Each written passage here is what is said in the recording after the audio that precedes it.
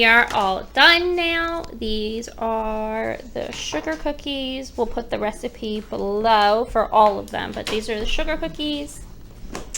And then these, which ones are these called? Chocolate mint chip. Chocolate mint chip. And then there's regular chocolate chip as well. So the chocolate mint chip, they're super big. They're more of like a drier, crispier cookie.